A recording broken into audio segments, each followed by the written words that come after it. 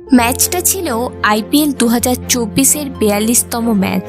মুখোমুখি হয়েছিল Kolkata night Riders ও Punjab Kings দল।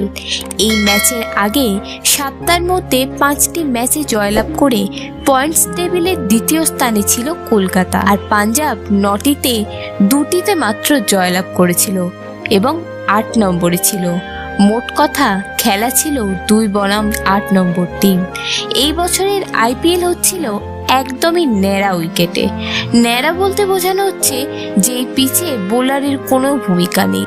এই ম্যাচে টস জিতে বল করার সিদ্ধান্ত নেয় পাঞ্জাব। তাদের সিদ্ধান্ত দেখে মনে হয়েছিল যে তাদের কাছে ভালো কিছু প্ল্যানিং আছে, যাতে তারা কলকাতার মতো বিপক্ষ টিমকে 150 রানের মধ্যে অল আউট করতে পারবে।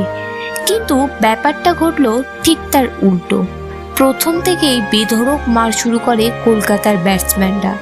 6 ওভার শেষে তাদের স্কোর ছিল 84 রান বিনা উইকেটে। যথারীতি প্রেসারে ছিল পাঞ্জাব। অবশেষে 10 ওভারের মাথায় প্রথম উইকেট নেয় কলকাতার। কিছুক্ষণ স্বস্তিতে থাকার পরে আবার শুরু হয় কলকাতা ব্যাটিংয়ের তাণ্ডব। ব্যাটসম্যানরা আসছেন আর প্রতি ওভার পিছু 20 রান 24 রান করে খুব সহজে মেরে দিচ্ছিলেন। অবশেষে কলকাতা করে 20 ওভারে 261 রান 6 উইকেটে। এই স্কোরটি ছিল কলকাতার এই বছরের আইপিএল এর দ্বিতীয় সর্বোচ্চ স্কোর। কলকাতার সমর্থকরা ভেবেছিল এই রান তাড়া করে ম্যাচ জেতা খুবই অসম্ভব, কিন্তু আমি আগেই বলেছি এই বছরের আইপিএল হচ্ছিল ন্যাড়া উইকেটে।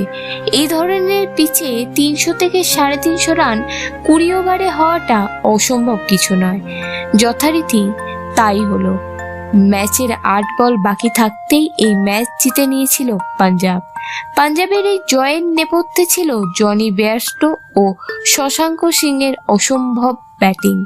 ফর্মে না থাকা জনি এই ম্যাচে ফর্মে ফিরেছিলেন, করেছিলেন 108 রান। এটা ছিল আইপিএল এর ইতিহাসের সর্বোচ্চ চেস। এই এক ম্যাচে লেগেছিল 42টি ছক্কা, যা আগে কোনোদিন আইপিএল এ সম্ভবপর হয়নি। ম্যাচ শেষে পাঞ্জাব অধিনায়ক শ্যাম কারেন বলেন, এখনকার দিনে ক্রিকেটটা হয়ে গেছে বেসবলের মতো। যাই হোক, আজকের দিনটা আমাদের ছিল, তাই আমরা জিতেছি। বিশ্ব ক্রিকেটের অজানা সব গল্প শোনার জন্য আমাদের চ্যানেলটিকে আজই সাবস্ক্রাইব করে রাখুন।